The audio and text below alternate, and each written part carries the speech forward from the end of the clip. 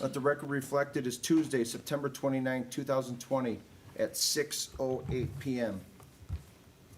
This meeting is being conducted pursuant to Governor Pritzker's Disaster Proclamation and Public Act 101-0640, which amends requirements of the Open Meetings Act due to COVID-19 pandemic. Pursuant to the same, the village board finds that it would be impractical to conduct an in-person meeting with all members present. I would ask at this time that the elected officials confirm that they can hear one another. Trustee Berg? I can hear you. Trustee Brady? Yes. Trustee Brennan? I can hear you. Trustee Galante? Is she not on? Okay. Trustee Mueller? Yes. President Vandenberg? Nope, he's not on either. Clerk Therian? Here. All the materials for this meeting are available on the village's website, and we recommend the members and the public follow the agenda as posted. After members have spoken, I will afford public comment as follows. This is great, Laura. Once I, the chair, have a list of all public commenters, I will call on each other present at the meeting and afford them 6 minutes for their comment. The public was also provided the opportunity to submit a request until noon today by email to clerksoffice@tinleypark.org or by placing their written request in the drop box at Village Hall to participate publicly via a live telephone call at the relevant portion of the public meeting. And the public was provided the opportunity to submit a written comments until noon today by emailing their public comments to clerksoffice@tinleypark.org or by placing their written comment in the drop box at Village Hall. Finally, each vote in this meeting will be conducted by a roll call vote. Madam Clerk, will you please call the roll? Trustee Berg. Here. Trustee Brady. Here. Trustee Brennan. Here. Trustee Galante. Trustee Glatz. Present. Trustee Mueller. Here. President Vandenberg. Item number 2, consider approval of the minutes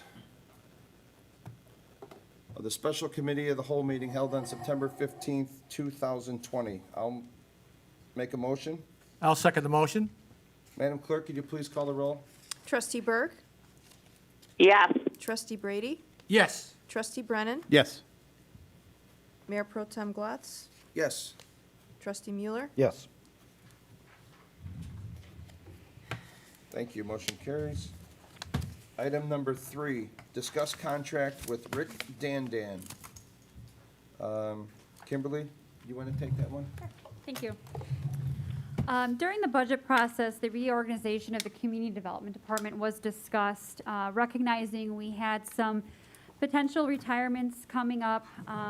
We took the time to reanalyze what the needs of the department would be in the future, and therefore, when those positions became available, it was the decision to not fill those. Instead, we would be looking to expand our current consultant scope of work to include those specific trades inspections.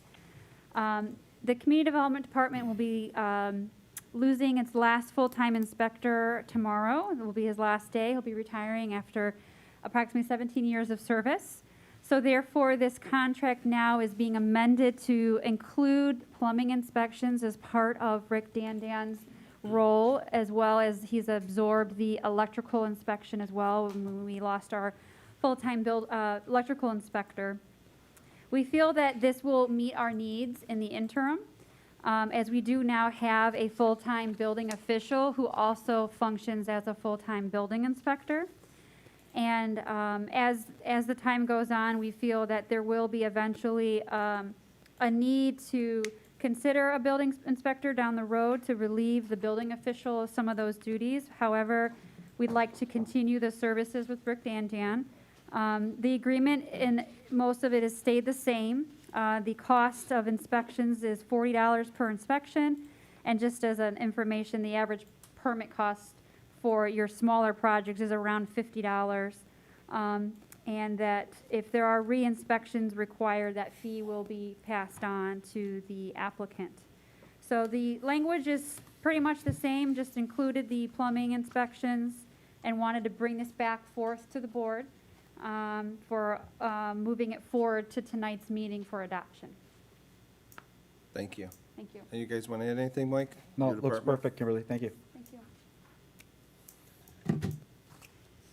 Okay. Oh. Madam, let's see. I'll make a motion to move the contract with Rick Dandan to the village board for approval. I'll second that motion. Thank you. Madam Clerk, can you please call the roll? Trustee Berg. Yes. Trustee Brady. Yes. Trustee Brennan. Yes. Mayor Pro Tem Glatz. Yes. Trustee Mueller. Yes. Thank you. Motion carries. Item number 4, discuss the 80th Avenue train station agreement. Dave, do you want to? Sure. As the board is aware, for a number of years, we've been in a dispute with the contractor for, that did the work at the 80th Avenue train station. Essentially, there's been work that we've had to do, such as replacing staircases, railings, ramps, installing erosion control. The company that actually did the work is no longer in business, so a few years ago, we placed a claim on their bond, and after really discussions over the last few years, we were able to arrive at a settlement out of court, and essentially that's what we're asking the board to approve on tonight's board meeting. That amount would be $175,000 that would settle the dispute. So I would ask that there be a motion to move that, move this agreement to the village board meeting tonight. Thanks, Dave. Anyone have any question? Anyone want to make a motion? I'll make the motion to move the 80th Avenue train station settlement agreement to the village board for approval. And I'll second that motion. Thank you. Madam Clerk, can you call the roll? Trustee Berg. Yes. Trustee Brady. Yes. Trustee Brennan. Yes. Mayor Pro Tem Glatz. Yes. Trustee Mueller. Yes. Thank you, Kristen. Motion carries. Item number 5, discuss video gaming license for the second time for Pop's Beef. Hannah? Thanks, Trustee Glatz. Just as a quick review, the board did approve Pop's Italian Beef located at 7301 West 183rd Street back in June of 2019. Around that same time, there was another petitioner, Buffalo Wild Wings, in that same strip center as Pop's that did apply for video gaming with the state as well. They did approach the village, but they were never issued a license. So when Pop's went to apply for the state license, there was an issue of local concentration. They were denied with the state at first. Since then, things have been resolved and they've been approved by the state. Obviously, since then, COVID-19 has hit as well. So because of some seating rearrangements, Pop's is looking to just relocate where the video gaming was originally proposed to, from sort of the north central area to the northwest corner of the building. So we just wanted to have this discussion, just bring it to the board so that way you're aware before moving forward. Great. Thanks, Hannah. And I will say Burke is here if there's any questions. Thank you, Hannah. Anyone have any questions for the guy that visits more restaurants than anyone in the village? Thank you guys again for letting me come. Thank you, Hannah, for helping me out with all the layouts and everything. I bombarded her at the last second. The Illinois Gaming Board wanted pictures of where my layout was gonna be. So I sent it to Hannah about 4:30. I believe she got you guys copies. But basically, before COVID, I was gonna have it, if you've ever been to my restaurant where the registers are at, the gaming area was gonna be just to my right there. There's a pop machine there. I was gonna relocate the pop machine, build a diagonal wall, but actually visibility probably wasn't that good as far as the entrance in that. So now what I'm proposing is it'll be like right out front. So this is the wall that you guys see when you come in as a customer. That area over there is where the garbage cans are and the entrance to the lobby. So that would remain the entrance. As soon as you turn in, the ATM would be located there, and then the entrance for the gaming. Then The wall that's currently there right now is 4 feet. We'll go up 3 feet with glass, and then I'll bust out that wall. That wall will be able to go into the lobby for the customers. There will be a solid wall going through there, 4 feet again on wood, and then 3 feet in glass. So I think you guys have the layouts for all that, and like I said, we're approaching the gaming board as well as that. But I think visibly wise, it's gonna be great. You could see everything in front of you. You'll have cameras in there for? I have cameras already. The gaming, they're required to put cameras in. I'm also asking my gaming gentleman I want to monitor over here, so I could also see what's going on inside of there as well. Great. Any questions, anyone? Yeah, Berg, real quick, just the location, is it going to be beneath the TV as it stands right now in the northwest corner, or is it, there's a TV in that corner there? Yeah, so I'll probably end up moving the TV. There will be 4 games along that wall right there, and then in front of it, there'll be 2 games here and the ATM. Okay. So it's gonna be basically almost a 12 by 12 foot section of boxed off, like a room almost. Right, okay. So it's basically where you guys are at. If I put a wall out there, that's gonna be it right there in front of me.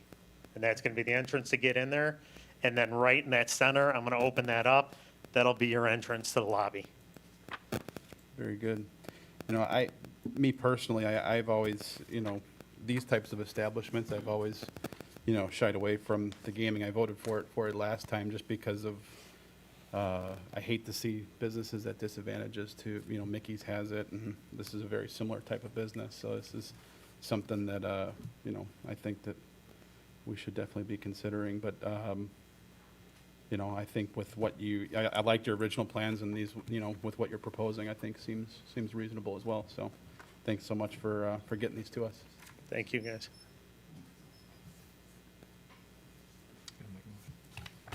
Is that it? Anyone else has any questions? I don't think, do we need to make a motion? I thought this was already, It's already been approved, it's more just for discussion purposes. yep, Okay, Great.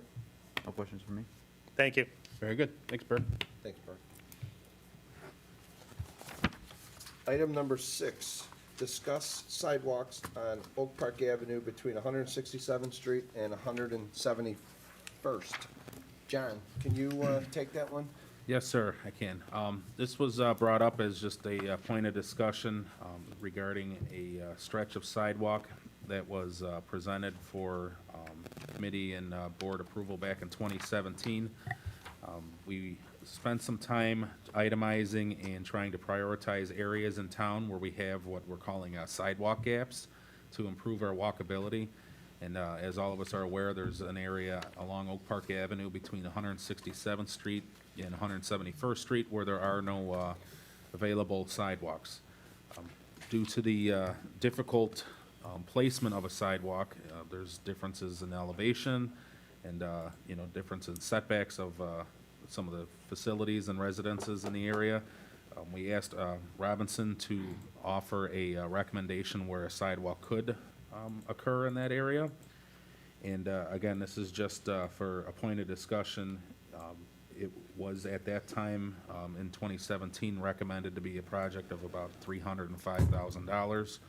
It would go on the island between the frontage road and the east side of Oak Park Avenue in the, you know, in that stretch. So just, again, point of discussion.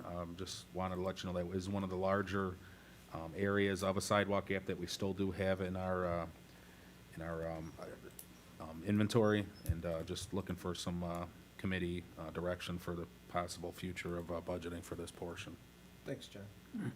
Sir, are you standing there because you want to search on your computer, or would you like to speak on the sidewalks? I don't know how this works. I've never been here before. I don't know my Sure. allowed to speak. If you want to speak on the sidewalks, yeah, just go right Okay. ahead. So hi, everyone. I actually brought this up to you, Mike. I appreciate the time, or at least the ability to talk. So my name is Alex. Am I speaking clearly enough into this? So, yeah, I'm a Tinley Park resident. I'm also a physical therapist. So, local, homegrown, went to Andrew, went to Illinois Wesleyan, went to UIC. So, Yeah, I work with a family who has a child who is wheelchair bound, never walked in their life, and the family loves Tinley Park as well. They actually live right over here behind Rubino's, and they really enjoy walking with their daughter up and down Oak Park Avenue in the summertime, prior to all the COVID craziness.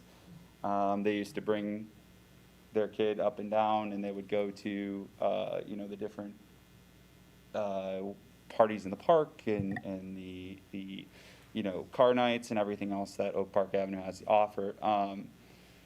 The child now is 28 years old, and so as you can imagine, mom and dad are also up there in age. So I don't know if I'm allowed to show pictures at it, but you know, this has been brought up before in committee. So just to get an idea, this is where that proposed sidewalk would be, right?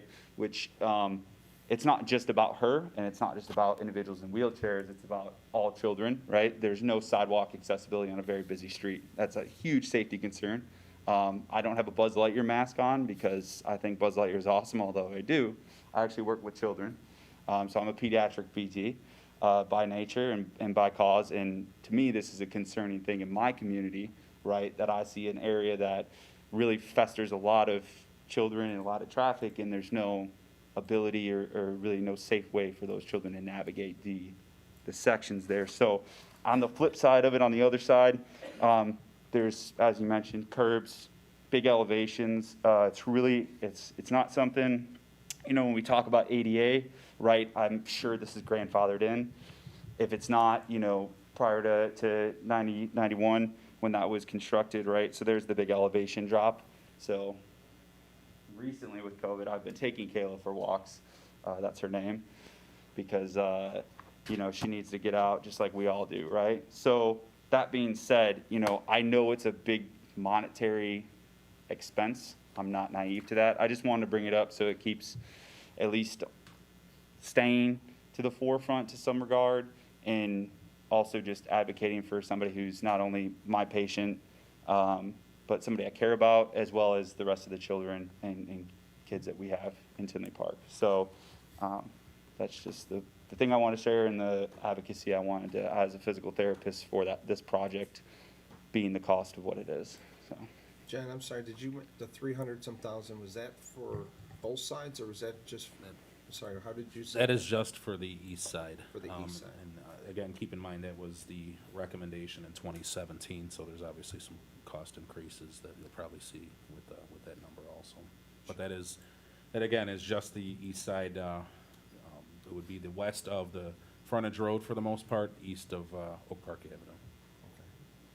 I don't know how everyone else feels, but I think it's something that we definitely should put on our list to discuss when we do our budget for next year. I mean, like John said and Alex, that's something that people have been talking about for years. I have a question to that. What Yes, sir. happened to it since 2017? How did it not taken care of back then? As far as I recall the conversation, it was just, again, placed in a priority of funds available, and, you know, it fell short. If you recall that year, we put the stretch of sidewalk adjacent to the Tinley Park High School, and, you know, that was a slightly less costly project, and that one, as far as I recall, cleared out the available funds for the sidewalk budget that year. And again, it's, you know, based on cost and what is the available budget is the areas that we're filling in the sidewalks. That's right, we did from the high school to Ridgeland. Yes, sir. Yeah, I think Davis Concrete did that, but if you guys, if you have anything to add, it's something I'd like to ask Dave to put on our list for next year. Yep. Certainly is a sound, concrete idea. thank you guys very much. Thanks for coming, Alex. Thank Appreciate you. it. Thanks for your advocacy.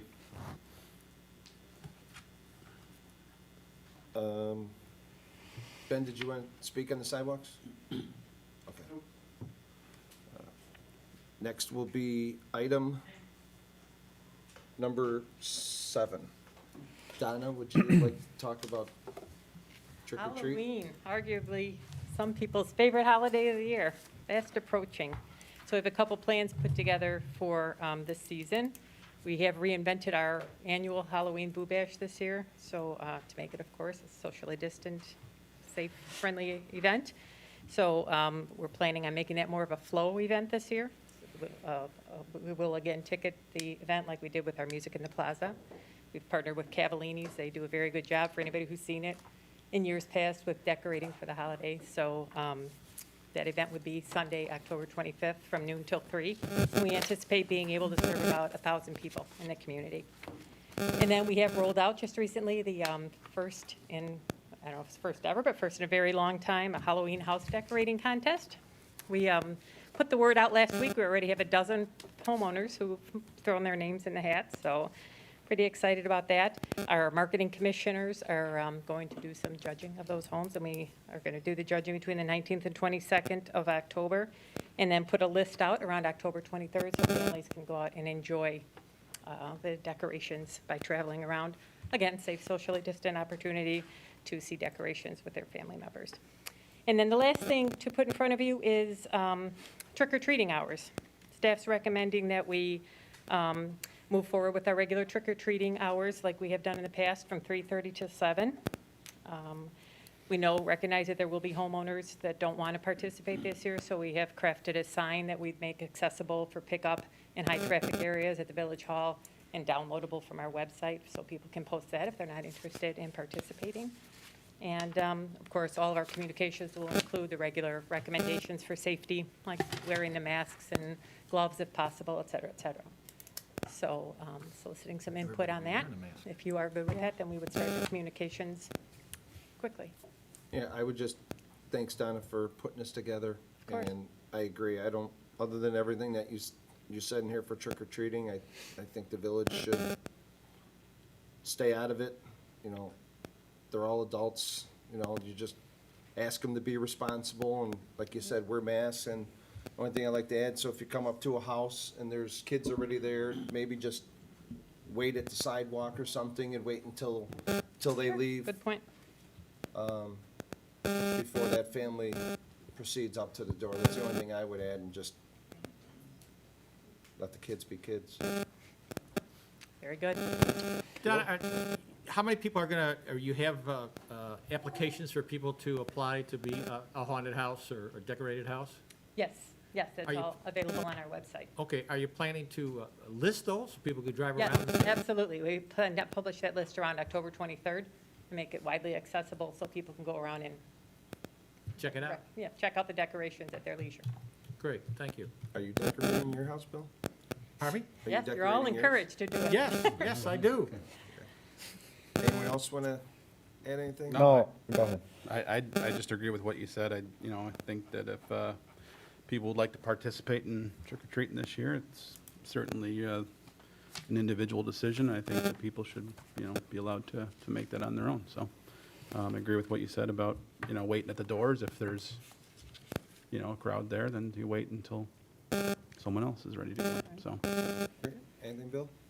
Mike. Or Mike? Yeah, I completely agree. We are giving the parents and their kids the opportunity to make their own decisions and assess their own risk, and then, the sign for the residents, they could do what they're comfortable with as well. Have you talked to any of the park districts or the schools and maybe co-market some of the events that they are going to have as well? They usually come to us. If it's anything that they need, they'll fill out a special event permit. And Okay. then we do usually cross-communicate that. We haven't received a lot this year. I don't know if it's because the students are in session or whatever, but we have not, as of yet, received very many. Like, some of the churches and groups would do like trunk or treat events and yeah. that type of thing. I haven't heard about any of those yet, Yeah, but St. Stephen's. still a has done little that. bit early. Maybe we will. Has the trunk or treat in the past. I don't know if they're doing it this year, Right. but it's been successful for them, I think families will be looking for things that they can do Opportunities, safely yeah. in smaller groups. especially Halloween being a Saturday. Right. Thanks for putting this all together. It looks great. Absolutely. Thank you. Trustee Brewer? 3:30 to 7.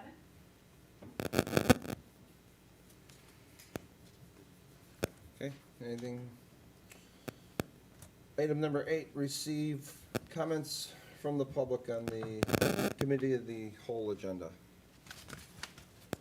Let the record reflect there are none.